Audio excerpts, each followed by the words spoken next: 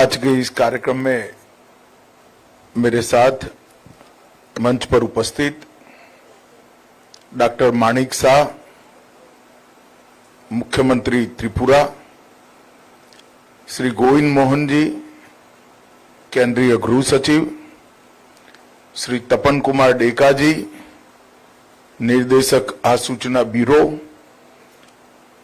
राजेंद्र कुमार जी, सचिव सीमा प्रबंधन विभाग, श्री प्रवीण कुमार जी, डीजी बीएसएफ, आलोक चक्रवर्ती जी, महानिरीक्षक बीएसएफ, और आज के इस सम्मेलन में मेरे साथ उपस्थित सभी सीमा प्रहरी भाइयों बहनों को मेरा राम राम नमस्कार। मित्रों, आज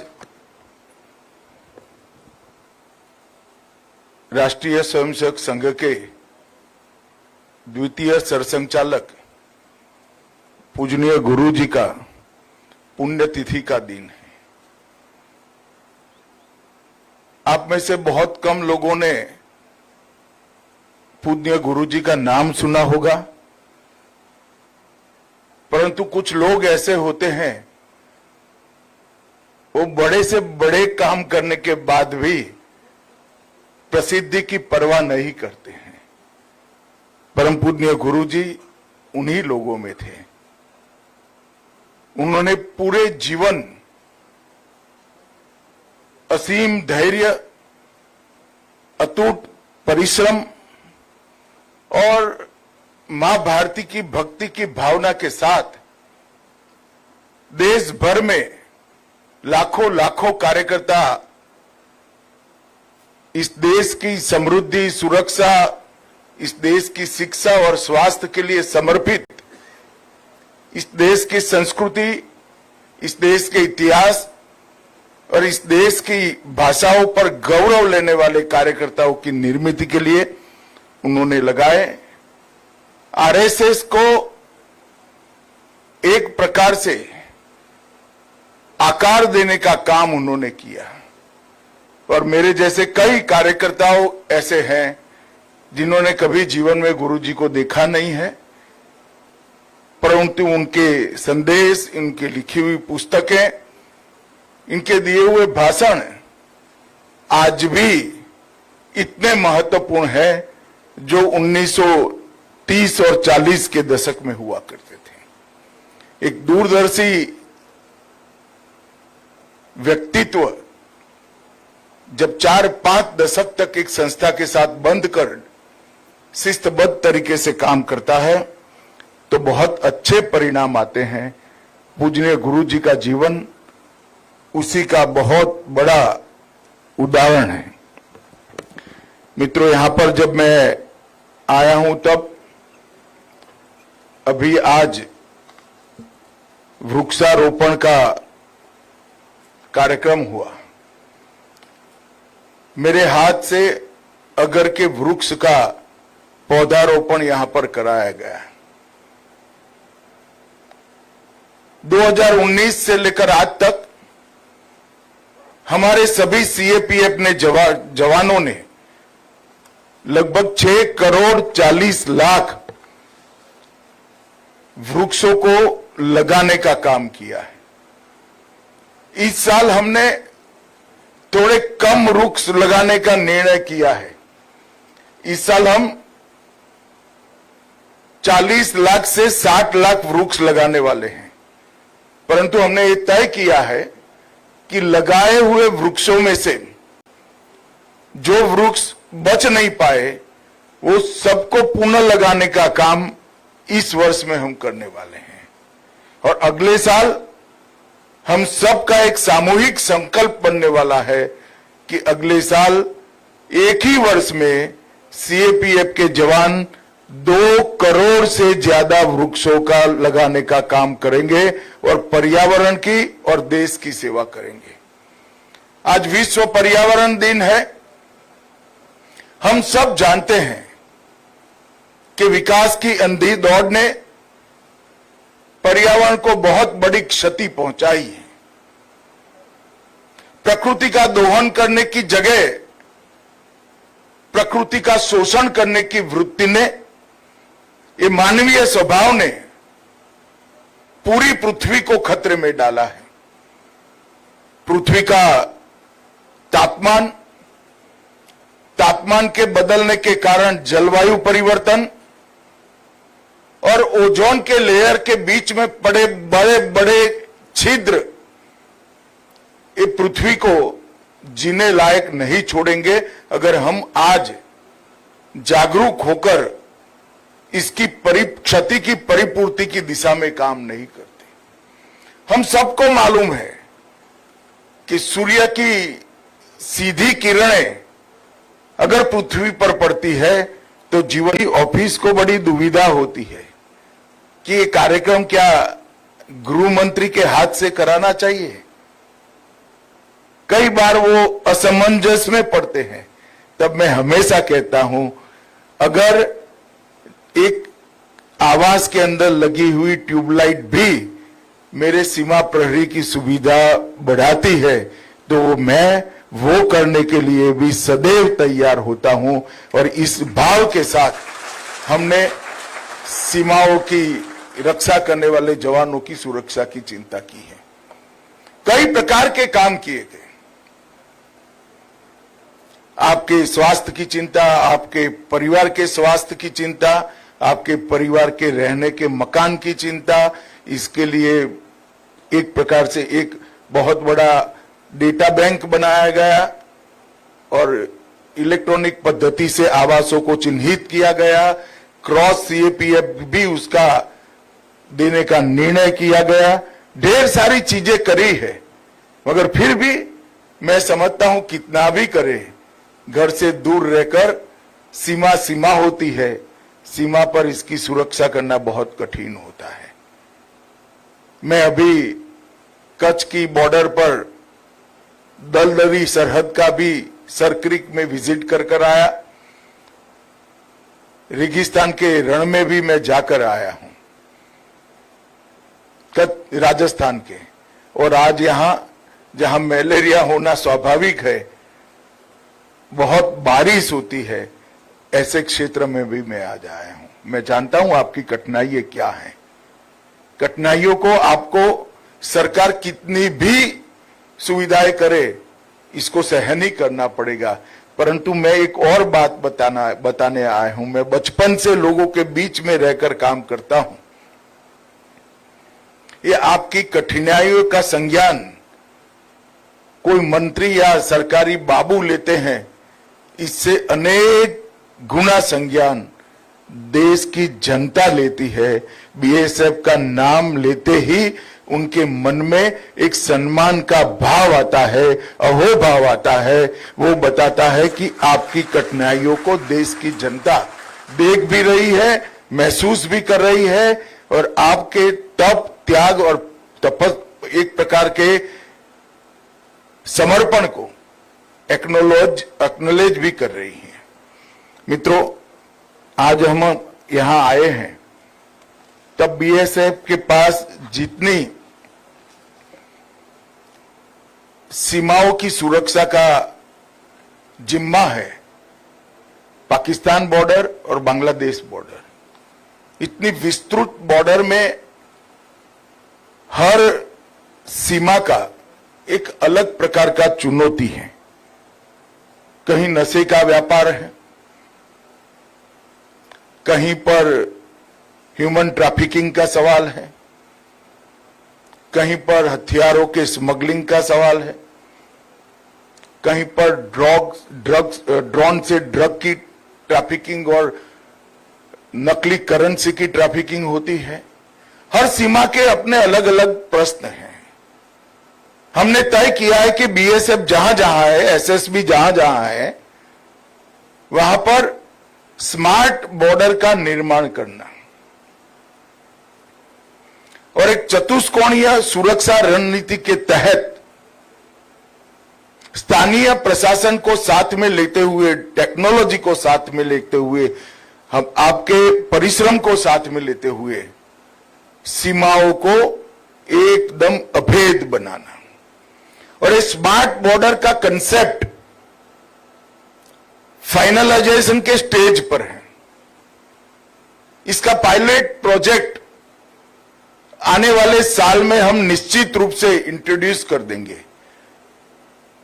एक साथ देश की अलग अलग सीमाओं पर 7 या 8 जगह पे पायलट प्रोजेक्ट्स दिए जाएंगे। परंतु मैं चाहता था कि मेरे साथ भारत सरकार के गृह सचिव, डीआईबी और सीमा सुरक्षा बल के डीजी सभी एक बार ये सीमाओं का प्रत्यक्ष अपनी आंखों से देख ले, जवानों से थोड़ी चर्चा भी हो जाए और इसके आधार पर एक संपूर्ण पायलट प्रोजेक्ट बने। पायलट प्रोजेक्ट में से जो टिथिंग प्रॉब्लम आएंगी, जो कमियां आएगी, जो छिद्र आएंगे, इसको पूरा कर कर पूरी सीमा को स्मार्ट बनाने की दिशा में हम आगे बढ़ेंगे। कंसेप्ट के अंदर डिस्ट्रिक्ट मैजिस्ट्रेट का भी रोल होगा, एसपी का भी रोल होगा, गांव के पटवारी का भी रोल होगा, गांव के सरपंच का भी रोल होगा। जब तक सीमा के प्रशासन को, सीमा के जिलों के और गांव के प्रशासन को हम समाहित नहीं कर सकते, हम सीमा को अभेद नहीं बना सकते। हम आइसोलेशन में सीमा की सुरक्षा की कल्पना करते हैं तो वह कल्पना अपने आप में बेमानी है, कभी सफल नहीं हो सकती। जब आपके जितनी सजगता से ही गांव का पटवारी, गांव का पीएसआई, जिले का डीएसपी और जिले का कलेक्टर सीमा की सुरक्षा के लिए काम करेगा, तभी हम सीमा को पूर्ण रूप से सुरक्षित कर पाएंगे। त्रिपुरा फ्रंटियर हमारे लिए बहुत महत्वपूर्ण फ्रंटियर है और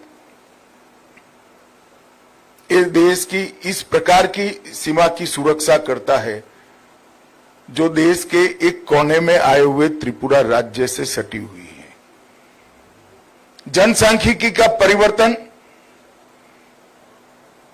चाहे त्रिपुरा हो, चाहे पश्चिम बंगाल हो, चाहे बिहार हो, जनसांख्यिकी का परिवर्तन हम सीमा के छिद्रों के माध्यम से नहीं होने देंगे। ये हमारा अटल विश्वास है और अटल संकल्प भी है।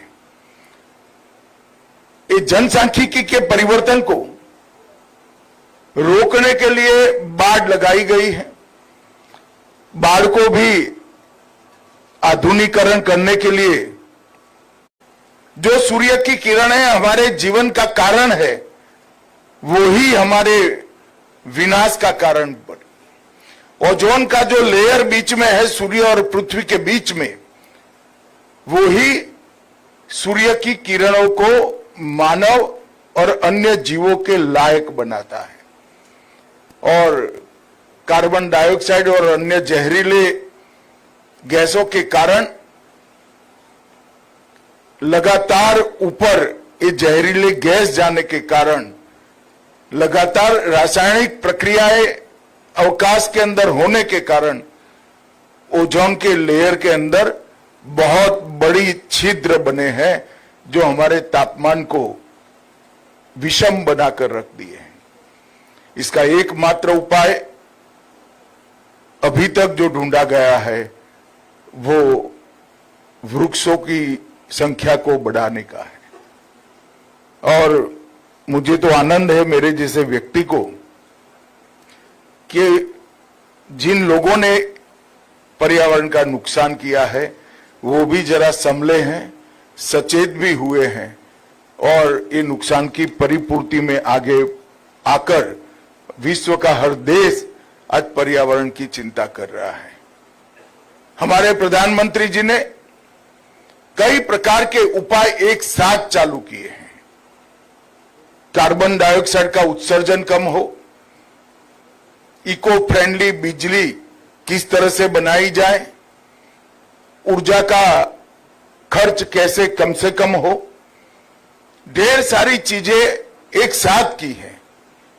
और एक प्रकार से भारत का मॉडल पेरिस के सम्मेलन में आइडियल मॉडल के रूप में स्वीकारा गया। मगर पेरिस में जब सम्मेलन था, बहुत सारी आशंकाएं विश्व भर के अखबारों में पर्यावरणवादियों ने आर्टिकल लिख कर व्यक्त की थी, क्या भारत ये कर पाएगा?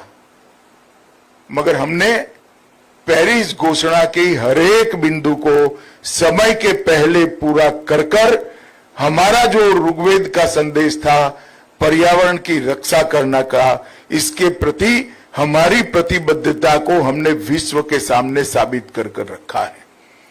और मुझे आनंद है कि सीएपीएफ के सभी जवान, बीएसएफ के सभी जवान बड़े मनोयोग के साथ एक वृक्ष को अपना भाई बहन बच्चा मानकर इसका जतन कर रहे हैं। और ये सरकारी आदेशों से प्रेरित कार्यक्रम नहीं होना चाहिए, ये हमारी साहजिक आदत होनी चाहिए। और ये साहजिक आदत ही हमें बचा सकती है। हमने सदैव ये सोचना चाहिए कि जो बाढ़ हमारी सीमा की रक्षा करता है, जो बीएसएफ की चौकी हमारी सीमा की रक्षा करती है, वो लगाने में कितने वृक्ष कटे हैं, इतने वृक्ष लगाने की जिम्मेदारी हमारी है। इससे कई ज्यादा वृक्ष लगाने की जिम्मेदारी हमारी है। मुझे बहुत आनंद है कि इसको आप लोग बहुत अच्छे तरीके से कर रहे हैं। आज बीएसएफ 37वीं वाहिनी में जवानों के आवास का ई लोकार्पण और बीएसएफ 57वीं वाहिनी में क्वार्टर गार्ड परिसर का ई शिलान्यास किया गया। जब ये कार्यक्रमों की रचना होती है, मेरी ऑफिस को बड़ी दुविधा होती है कि ये कार्यक्रम क्या गृह मंत्री के हाथ से कराना चाहिए। कई बार वो असमंजस में पड़ते हैं। तब मैं हमेशा कहता हूं, अगर एक आवास के अंदर लगी जनसांख्यिकी के परिवर्तन को रोकने के लिए बाड़ लगाई गई है, बाड़ को भी आधुनिकीकरण करने के लिए लगभग 650 किलोमीटर की बाड़ 15 वर्ष से पुरानी है। उसमें से 119 किलोमीटर नई बाड़ की भी हमने घोषणा कर दी है, मंजूरी दे दी है। मैं जब गृह मंत्री बना उसी वक्त 2019 दिसंबर में मैं बीएसएफ मुख्यालय गया था। तब नई बाड़ की संकल्पना को और डिजाइन को मेरे सामने प्रस्तुत किया गया था। मुझे आनंद है कि इसका पहला फेज अब शुरू हो चुका है। आपकी सुविधाओं के लिए सीमा चौकियों की बिजली आपूर्ति, ग्रीन एनर्जी इनिशिएटिव, जवानों के लिए सुरक्षित पेयजल, इस सब के प्रोजेक्ट न केवल चालू है, बहुत बड़ी संख्या में हमने इसकी परिपूर्ति कर दी है। और एक प्रकार से 3 साइड से त्रिपुरा सरहद से घिरा हुआ संवेदनशील राज्य है, आप लोग इसकी सुरक्षा कर रहे हैं। मित्रों, प्रधानमंत्री जी ने हम सब के सामने एक लक्ष्य रखा है। देश के 140 करोड़ की जनता के सामने एक लक्ष्य रखा है कि 2047 तक ये देश को पूर्ण विकसित देश बनाना है। अगर 2047 तक इस देश को पूर्ण विकसित देश बनाना है तो सबसे बड़ी जरूरियात है, देश को सबसे पहले सुरक्षित देश बनाना चाहिए। मैं जब सुरक्षित देश कहता हूं तब कोई प्रकट प्रकार के युद्ध से बहुत बड़े खतरे हैं ऐसी बात नहीं करता हूं। मगर क्या हम देश को स्मगलिंग से सुरक्षित कर सकते हैं? ह्यूमन ट्रैफिकिंग से सुरक्षित कर सकते हैं, देश के युवाओं को नशे से सुरक्षित कर सकते हैं, देश के अर्थतंत्र को फेक करेंसी के व्यापार से बचा सकते हैं क्या? ये सभी चीजें बीएसएफ के चार्टर में होनी चाहिए और है भी, परंतु हर चीज के लिए सुरक्षा का उपाय हो, ऐसी स्मार्ट सुरक्षा ग्रिड बनाने का काम अब भारत सरकार ने हाथ में लिया है। मैं स्मार्ट बॉर्डर की परिकल्पना जब रखता हूं तब मवेशी तस्करी से लेकर हर प्रकार की तस्करी स्मार्ट बॉर्डर को परिकल्पना में समाहित होती है। ये सभी चीजों से देश को सुरक्षित करना चाहिए और मैं मानता हूं कि हम सब की साझी जिम्मेदारी है। बीएसएफ के जवानों ने अब तक बहुत अच्छा काम किया है,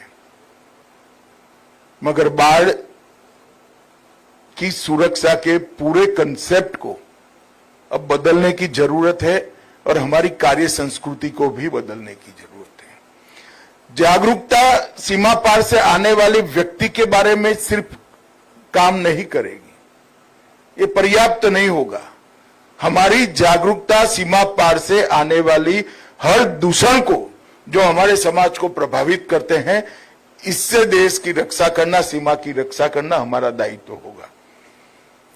तो सीमा सुरक्षा का स्मार्ट फेंसिंग का कंसेप्ट और चतुष्कोणीय सुरक्षा ग्रिड का कंसेप्ट, ये आने वाले दिनों में सीमा की सुरक्षा करने वाले हर सीएपीएफ का, चाहे आईटीबीपी हो, चाहे एसएसबी हो, चाहे असम राइफल हो, चाहे बीएसएफ हो, उसका एक कार्य संस्कृति बने, इसके लिए हमने शुरुआत की है और उसी के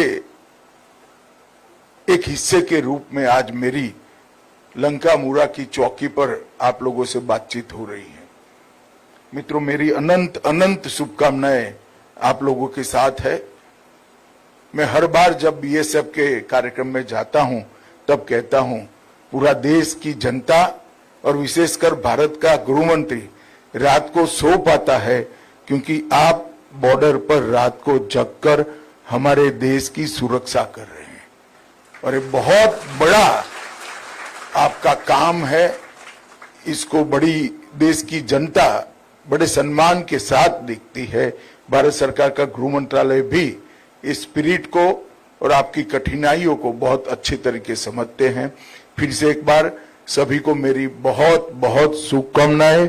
वंदे मातरम।